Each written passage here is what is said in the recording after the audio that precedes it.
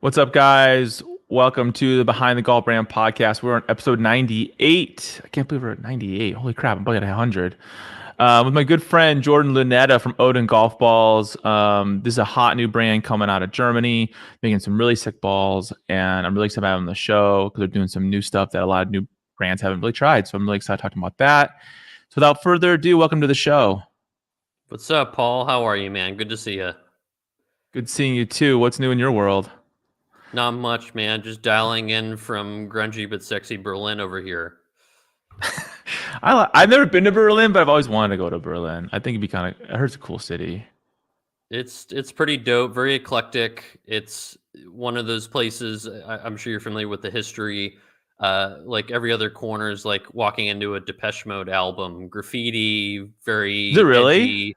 Yeah, totally. Still? That's awesome. Still, yeah. Is I it? mean Is the it? I like. Okay, my favorite album of all time is U2's Achtung Baby from '92, and recorded like that here. was Yeah. very. I mean, because like there was a lot. They recorded it in Berlin after the Mhm. fall of the wall, and like the cover is very gritty. Their videos are very gritty. Is this still like that there? It is. There's the vestige of the past. Obviously, now a lot of it has been gentrified. Like the wall is fallen, it's still there. There's pieces of it, there's memorials and that sort of thing. That's the eastern part of the city. And then the western part of the city has all the ornate, typical European style buildings that you would see in a Munich or a Paris, etc. So the eastern part of the city where I live, it's very DDR era block buildings, graffiti, but also there's tech, there's it's gentrified, it's it's present day, but you can still So kind of weird. live those kind of albums. And then obviously Iggy and Bowie in the 70s recorded the famous song Heroes as he was looking at the wall, wrote the lyrics for that. So yeah, it's dope, man. It's a cool scene. So obviously you're not German. So where are you from? Grew up in the Bay Area in Northern California, one of the golf meccas, and then basically talked my way into a job here in Berlin in the tech scene 10 years ago, so early May 2013, and wanted to live and work in Europe. And the backstory is in my studies at university, went to ASU, which we talked a lot about, you being local over there. I did a semester abroad in Italy and fell in love with Europe, and was drinking Negronis and eating cacio e pepe all day, and was like, shit, I need to get back to Europe. And wanted to work in high tech, being from San Francisco, running through the DNA. So moved over here, was planning to stay a year, and like many people who move here, it just kind of grows on you. And here we are 10 years later. So you grew up in the Bay Area. Now, are you a golf pro? Are you good at golf? I'm between a 12 and a 14. So, in hence, Odin focused on the everyday golfers. The four of us who started are everyday golfers. So, golf was always a hobby, something on the side that was fun, kind of a respite from daily life and work and that sort of thing. And the swing I have is kind of a get the job done kind of swing. So not amazing, but enough to not shit the bed too much and have some fun, that kind of thing. So growing up, like did you play golf with? Like your dad and your grandpa and stuff, or what? Yeah, dad, friends. I mean, grew up at the local muni. Picked up a club at 8 years old, and was eating French fries and drinking copious amounts of Coca Cola, and just learning from the local greaser muni coach who probably did karaoke after and hit all the dive bars. So that was kind of the world that I came from. Nothing remotely close to the country clubs, just the local blue collar muni warriors, as we call them. Did you get lessons, or were you self taught?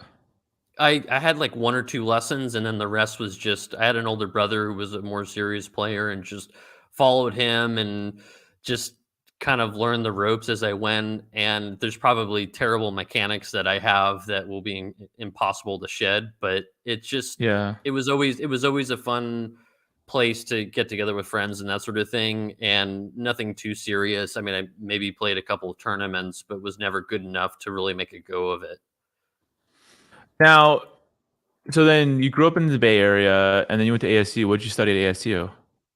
Studied business law, and as we joke, was learning how to bring sexy back to redlining. And obviously, that wasn't the world that I was destined for. So, being like I said, being into high tech and company building and that sort of thing, decided to take a different route and not go to law school and pay 250 grand and have a fun 3 years ahead and taking the bar and all that stuff.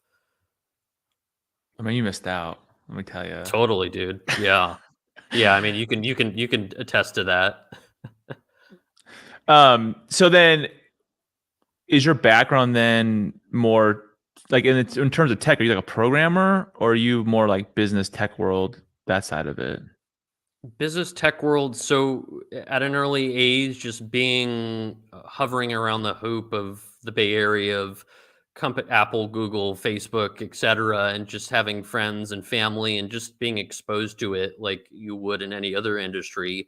Like if I grew up on a farm, it would be the same thing. I kind of know the farm industry. So it was like that with Yeah. tech. And at a very early age, was tinkering and building. At age 12, I started a DJ business that I built and grew and did a lot of it at ASU, doing all the NCAA events and fraternity row, sorority row, all that stuff. That was fun.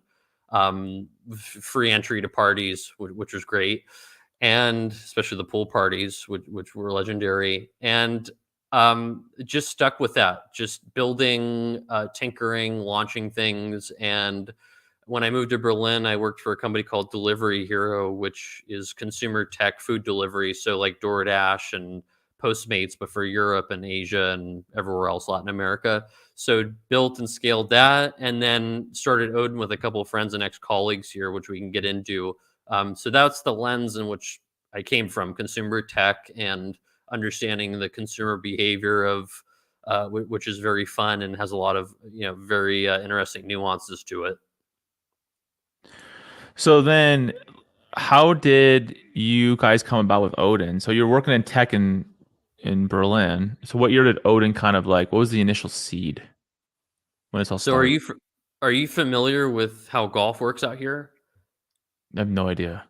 So you need a license to play golf in Germany, and there's other European Shut up! countries. No, you don't. No kidding. It's like you go to the course, you play 18 holes, and there's someone following you in a cart with a checklist, like you're going to take a DMV test, and which I didn't think anything could top the DMV until I came here and said that you need a license to play golf. I think the DMV A is real a license, like legendary. for real's a license, like a license. I didn't know that. It's it's incredibly The stuffy. It's German thing? expensive. Specifically, yes, I think maybe the Netherlands has it, but a different degree of it. I mean, there's risk aversion in the culture here, which I love living here. I love the culture. Every Risk culture has. aversion, the Germans? Really? Like, did they not start the last two world wars? I mean, come on. Yeah, we could get into that, but it's. I mean, we every culture has their quirks. We have our quirks. Like people look at us very strange and weird in a weird way. So when I moved here 10 years ago, I went to the course, said I wanted to play golf, and they're like, "You need a license to play." And I was like, "What are you running here?" I mean, coming from California or in the U.S., where anyone can pick up a club. So I basically flipped on the bird and was like, "No, I'm not going to take a license. Just let me play." And eventually, I just said, "Yeah, I'm a member of Pebble Beach." Which I'm not, and that thing, membership doesn't exist. And they heard Pebble Beach, and they're like, "Oh, okay, like you're in. That's fine. Like that's cool." So that was how I got through it, and kind of ridiculous and very odd and quirky. So Berlin. So to this day, when I tell people that I play golf, they look at me very weirdly. And the demographic is 55 plus, a lot of money, retired. It's very very different. I think it's akin to maybe a certain part of the country club crowd in the U.S. and It's other in places. and that's in Berlin. That's what it's like. Berlin, throughout the rest of the country. Berlin, there's probably about 750 courses through the whole country, and most of them are in the western part, like Cologne and in the western part of Germany, and they're spread out. They're super spread out, and so golf very different, 10 to 15 years behind what the U.S. is, and probably to an extent the U.K. and Canada. Hence why we're just focused on the U.S. market for Odin. We just happen to be sitting here. So Berlin specifically, a lot of expats. lot of languages being spoken. Berlin, Germans like to joke that it's not like the rest of Germany that you would kind of know and understand. It's very, very different than the rest of the country. So a few of us in the tech scene here incubated this expat golf nut game locally. Everyone who was kind of on an even playing field loves golf, expats like wanted to scratch the golf itch. And the four of us were on the course one day, myself, Christoph, James, JB, and Big Phil. And again, we're not amazing golfers between 12 and 25, everyday golfers. We're having a terrible round. We're donating to the lake. We're donating to the forest. We're essentially emptying our bags out and spraying marketing material everywhere. And we stopped and looked at each other and we said, well, why are we losing golf balls to brands that are old, they're stuffy, and they don't speak to us as the next generation of golfers, first off, and also the digital natives? We're consuming golf in new and innovative ways. There's a massive mismatch here. Why aren't we losing our own golf balls? So that was the seed crystal, the idea of Odin. That was about 2 years ago. And the four of us, having a tech background, building and scaling tech companies, we said, look, we want to bring Odin to golfers around the globe. We have this massive vision, this platform for the everyday golfer, not a place that, it's a place you can get balls and gear and that sort of thing, but it's a destination that we want to gamify golf for the everyday golfer. So essentially, what those old stuffy brands built for the PGA Tour, we want to build for the everyday golfer, zigging while others are zagging. So it was never for us. While the golf balls are exciting and a big part of kind of our initial launch, a year ago, it was never about being another golf ball brand, because there's 500 golf ball brands and 5,000 apparel companies, et cetera. Like, that wasn't exciting for us. It was, how can we, with our, given our backgrounds, like, how can we have a different lens on this that has to at least be a 10 to 100x experience from a consumer standpoint, because there's no shortage of consumer choice. So that was like the initial starting point that we had. So then, oh man, I lost my camera. So then, when did you guys make that first order? So we spent about 9 months testing with various manufacturing partners, different ball types. And for us, we said, look, we're going to come out of the gate here with Odin balls, and we want to hit all the different everyday golfer playing types.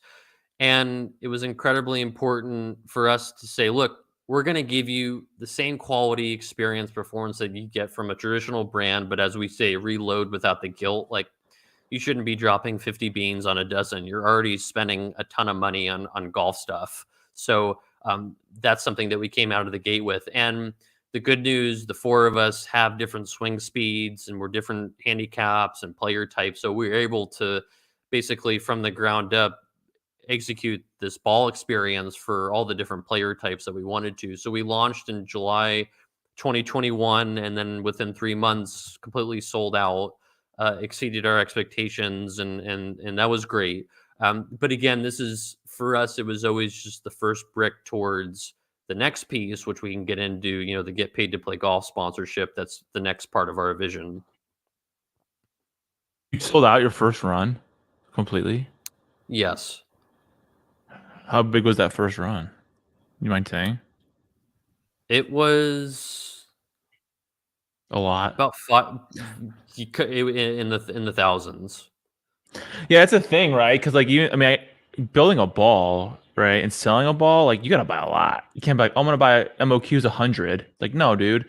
Like, it has to be, exponentially larger, because you're not buying one ball, right? You gotta buy a ball with a box. So it's like essentially what is that, 12 balls, a dozen in a box times however many dozens you have to buy. So then, how many months did it take for it to sell out? Like, did you selling just on your website? We did. So one of the other big things as part of our go-to-market and part of our brand is we're grassroots through and through. So we said like we'll sell online, our website, Amazon, Walmart, but we also sell at pro And shops and local Walmart? golf shops. Yeah, a Walmart online, That's cool. and um, that was incredibly important for us to meet. Again, coming from a software world where we're very focused on who's the persona, who are we building for, what's the value we're building for them, and where are they at? Where are they hanging out? Well, they're hanging out at the local muni courses and country clubs and that sort of thing. So that was a big part of it too, is partnering very early on with different courses and shops, predominantly in California. That's where we started, and then we grew throughout the rest of the U.S. So, and then of course Amazon and our website, and on Amazon very quickly reached top 10 there because the amount of orders and the amount of traffic we were getting. So it exceeded our expectations, which is great, but it was a sliver of what we wanted to do. And the other thing we said, like, we don't want to come out of the gate with like a hat or a polo. Like, we have to come out with some firepower here out of the gate. Again, because this is an incredibly mature market. A lot of these companies, these incumbent brands, have been around 100 plus years, and um, people, especially if you're in eight from an age bracket older, you grew up playing certain brands. The behavior shift is incredibly difficult, first off, and then the second piece is there's millions of choices that you could have. Like, you have to really like innovate on something. So when you build a company, you need at least one thing to innovate on. It could be a business model, could be a product, could be a marketing campaign, whatever it is. You need one thing at least, and that was, part of what we wanted to do with the go to market. And then we launched a social club community as part of it, as a vehicle to, have our tentacles of value within the market that we could deliver to people.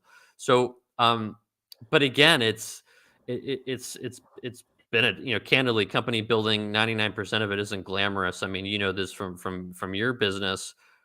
It's still incredibly Dude, like difficult. It's 5% glamorous. Like well, I it's all. that would be generous. Hence If you could spend all your time working on what you love to do, that'd be amazing. But like, there's about a million other things that have to be done to keep y- the wheels on, right? you And like mean move forward. you mean within a bit, like running a business, or like a type Yeah, of or even a business? brand, a golf brand, Yeah, like, yeah, that's just anything really. yeah, Just the day to totally, day having to do everything. I mean, there's a less glamorous side to this. Like, everything looks glamorous on the outside, right? Obviously, because it's business. But then on the inside, it's like there's still stuff you have to do every day just to make it run for sure. I mean, and develop it. oh yeah, I mean, we were joking before. It takes 3 or 4 hours to edit a single reel. That's And then you're only as good as your latest reel. Like, you put it out, no one may, 5 people see it, and then you're back to square one. You got to do another one. So it's consumer it's a tough game for sure. And the four of us coming from food delivery, which is equally a bloodbath. Tons of companies, a lot of money sloshing around, high customer acquisition costs. So we saw that world and wanted to build with like basic business fundamentals. Venture backed businesses didn't have the rigor. Now I think people are coming back down to earth because of a bit of a market correction. But it's consumer is pay to play in a lot of ways in a bloodbath market for sure. So it's been interesting, very difficult. But for us, like, we kind of have our eyes on this North Star of building this platform for the everyday golfer. The balls are exciting and great, and we've checked those boxes. But we're more excited about kind of what's coming next. So then, how long? I mean, you sold out the first round, right? Now, let me ask a couple questions about this. Are the majority of your sales coming from like off site, like through Amazon and Walmart, or is it coming through retail, or is it coming through your website? Would you say? Predominantly through our website, and then the second channel is the offline with the retail. So those are the pro shops who order in larger amounts, Yeah. because a lot of them Like we were talking to a course that we know very well in Delaware. It's like a parth. It's a 9-hole executive course in Delaware in a resort area, and they do thousands of rounds every year, and they go through a lot of balls. So there's cases where in that scenario they would buy a lot, and then there's other courses that may go through 5 or 10 dozen a month because a lot of their customers and patrons buy in other places, Dick's, PGA Superstore, Amazon, golfballs.com, wherever. So there's a long tail to it. It's which is fascinating. There are channels that work well, and then sometimes they won't work well. Seasonality. There's so many factors that you have into play, and Right now, it's like golf is slow. It's January. Like, I mean, people are still buying golf equipment. Don't get me wrong mhm, about that, but it's not mhm. like people are looking like crazy. Totally. Yeah, for sure. So those are factors you have to keep into play. And again, you have to keep delivering value to customers. And hence why we launched this get paid to play golf sponsorship late summer last year. Um, because they can go 500 other places. Why should they care about you? Because we're selfish as consumers with music, food delivery, dry cleaning, all at beck and call in a matter of tap ride sharing, in a matter of taps. So they don't care. They're gonna go where they selfishly want to go.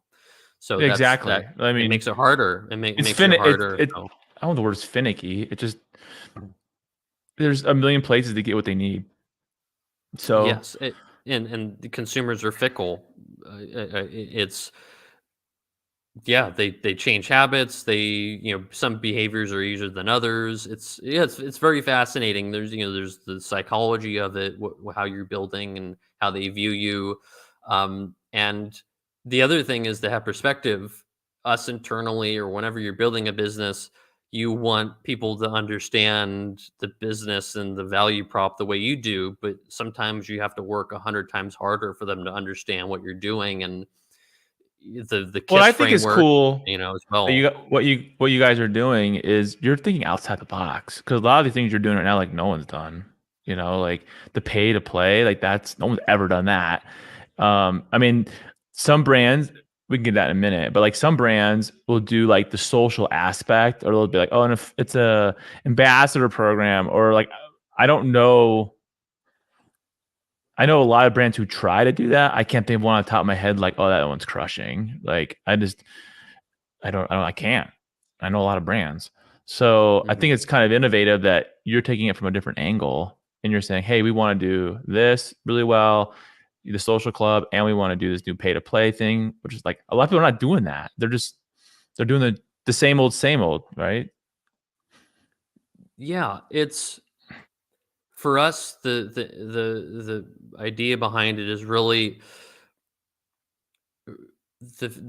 we believe that, and this gets into kind of the zeitgeist Web3 crypto stuff, and we did last year our own founding member NFTs and that sort of thing. It wasn't about financial speculation. It was to introduce the golf world to the future of digital consumption, and this gets back to what we were discussing earlier with consumers.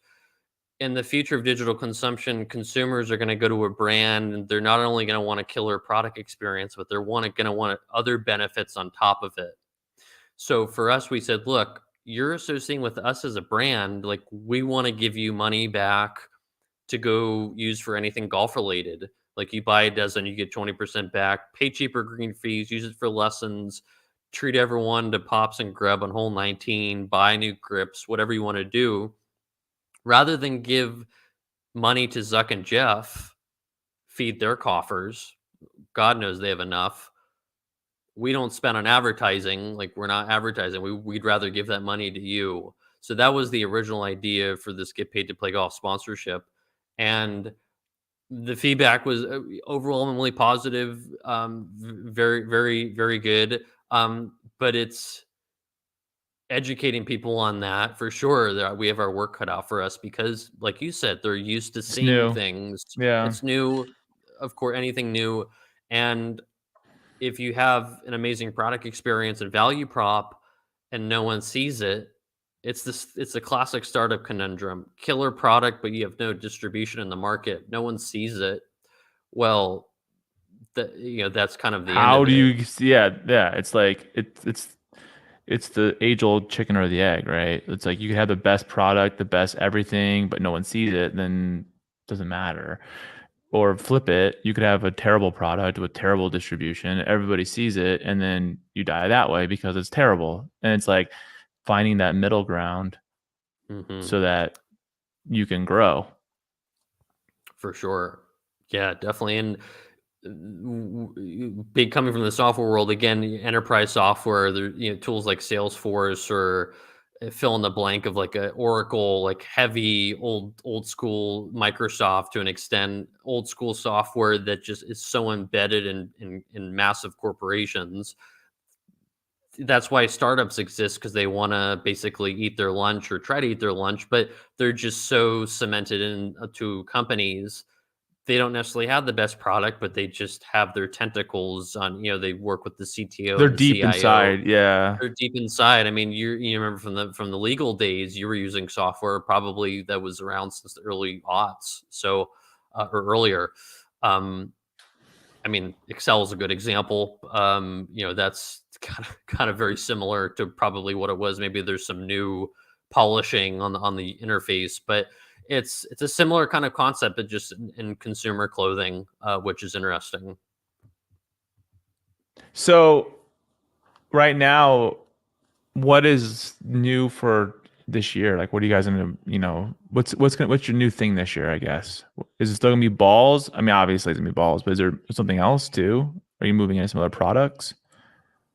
Balls still remain integral, and again, we view the balls as a way to deliver value to people as part of this Odin platform. And then we're rapidly expanding so we have the Get Paid to Play Golf sponsorship for leagues and clubs.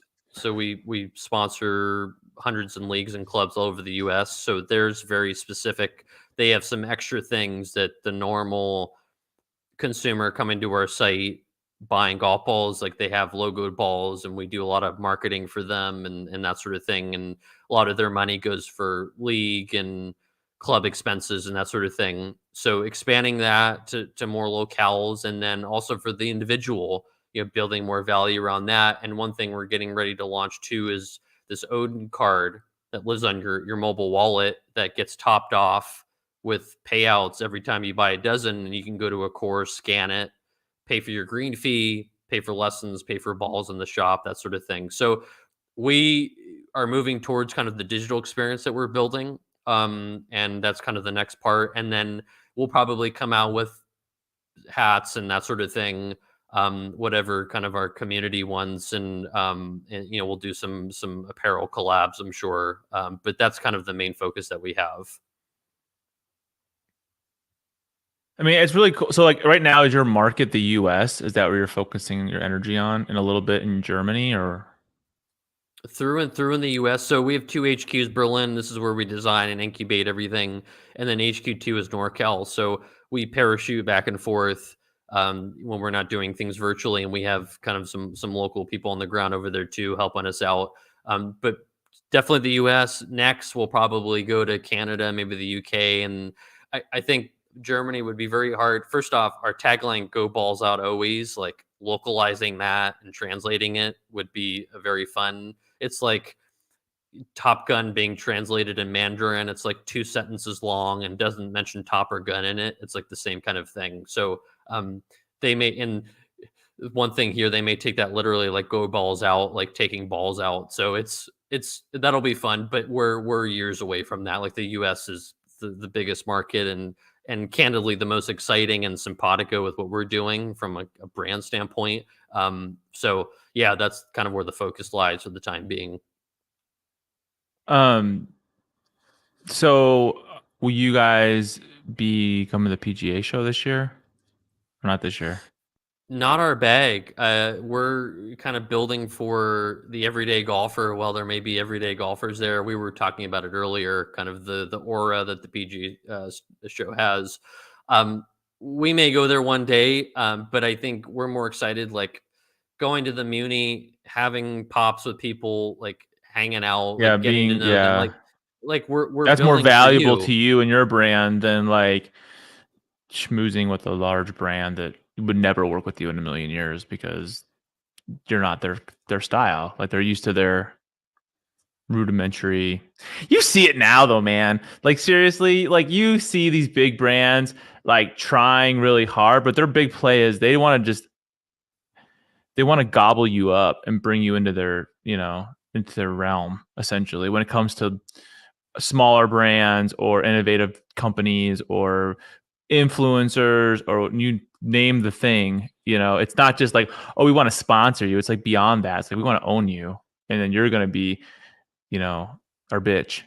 Like seriously, That's like as right. best I can say it. Like we'll give you the good Yeah. shit, but you're gonna toe the line and you're gonna march in order.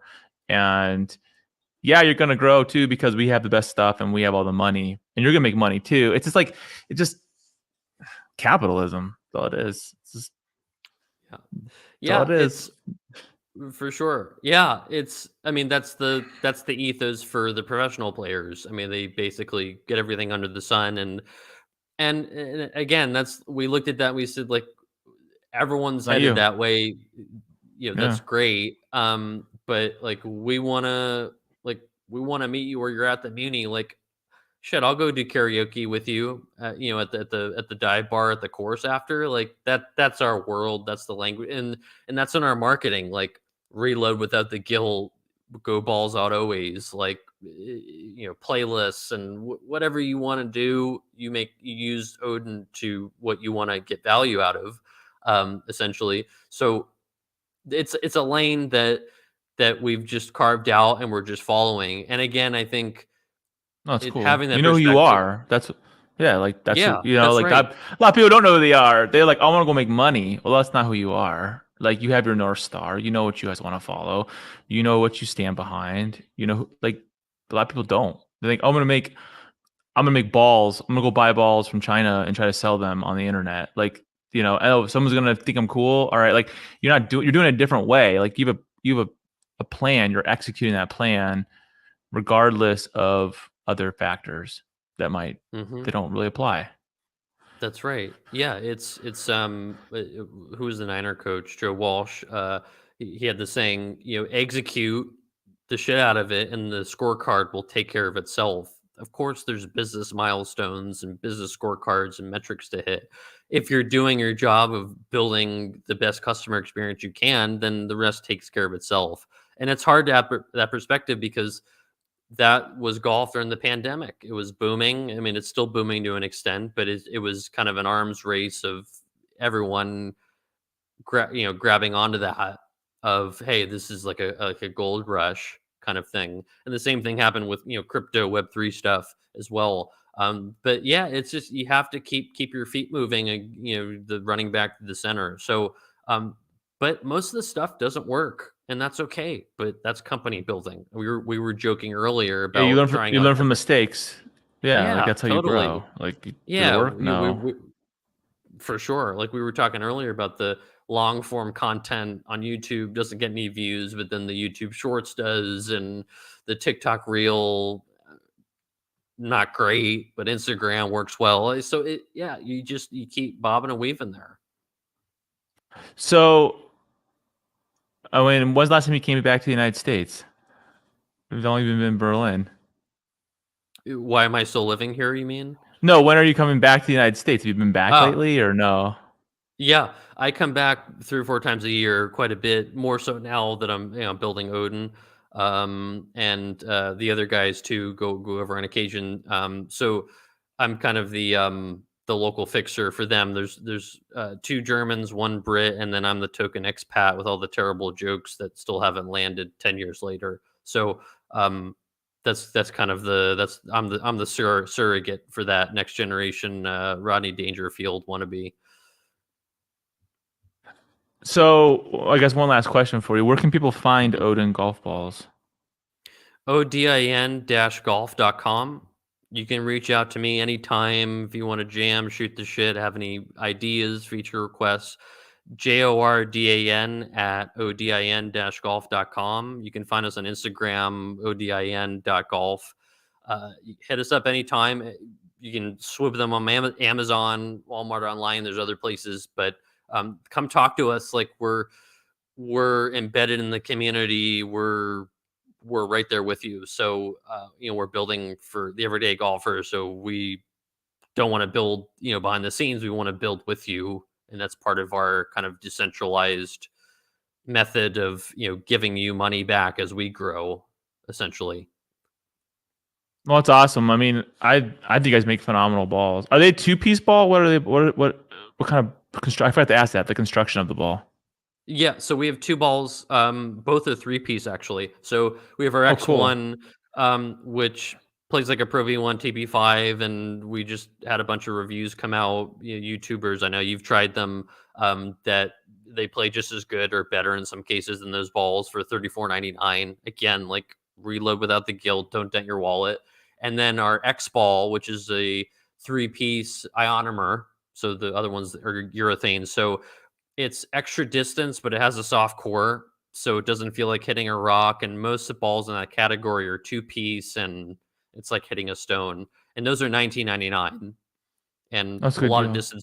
Yeah. So again, like that's how we deliver value to in that form, like those balls, and um, they are for very different personas, but they cover most of the player types. Like there's probably sticks that prefer a 4 or 5-piece ball, but we said, look, like we want to cover most people, most of the market, Yeah, the and that's 80%, not the 20. yeah, or even higher potentially. Yeah, it probably is. But Yeah, yeah, that's higher, right. maybe even higher in the 90s. So yeah, it's when you look at all the famous brands over the history of time, a Chanel bag or a Rolex, a lot of they all have the kind of similar theme. They have a persona, they have a price point, and a Rolex isn't for everyone. A Chanel bag isn't for everyone. Um, Now we're not compared to those because we're not a luxury product. It's a consumer, Yeah. a CPG good, that sort of thing. But those again, those are the terms you need to build with intention. It's like you said, you just don't just throw stuff out, and then if a market's hot, the rest takes care of itself. You have to be very intentional about it, and launching alone is like 5-10% of it, right? Maybe higher, but that's the gig. No, it's cool that you. I didn't realize that about the balls. Like, you know, I think most brands who try to come out with a ball will make a 2-piece ball because it's like probably cheaper to make. I'm assuming because it's just a cheaper Hmm. price point to sell. But like your balls aren't, right? I mean, they're 3-piece, so right there out of the gate, they're a better ball, and the price point's awesome. So you know, we lose so many balls anyways. Like the ball Oh, market is crazy. I mean, seriously, like I will never buy a Pro V1. One, because I'm too terrible to use it, and two, it's like I don't want to lose all that money. Every time it goes in the bushes, it's $2. It's like why? Like the performance of that ball is not going to help my game. I'll tell you that for damn sure. So yeah. I mean, put that $15 towards a breakfast burrito and a tall boy or a bloody like that's that sort of thing. and no Like one's like, oh, you're playing a Pro V1. Look at you. It's like oh, I don't know. you're gonna donate that anyways. So Yeah, it's like just seriously. yeah, like get to brass tacks, and and like you said, that's why we did that specifically, very intentionally, of doing 3-piece, and then overextending it into the next category, and then for adjust the price point accordingly. So yeah, it's but again, we still hear from people of is this ball? They're very dubious, understandably so. They never heard of us. We're a nobody. Is this thing good? Why should I buy you? And all the the line of questioning that you would ask as a consumer. No, I think that's awesome. I mean, yeah, you guys are coming out of the gate really well. That's my opinion. And I'm glad you were able to come on the show too, because I know we've been talking and texting and stuff like that. So you guys have to check out Odin Golf Balls. They're the real deal. Like you said, you can find them on Amazon or you can check them out on their website. But it's kind of cool the innovative ways that they're putting together their brand and to getting the exposure that they deserve, which I think is really commendable. And so I really appreciate you being on the show today. And I'll see you guys in the next episode. Thanks, Paul. Good to see you, man. Appreciate all the help and support.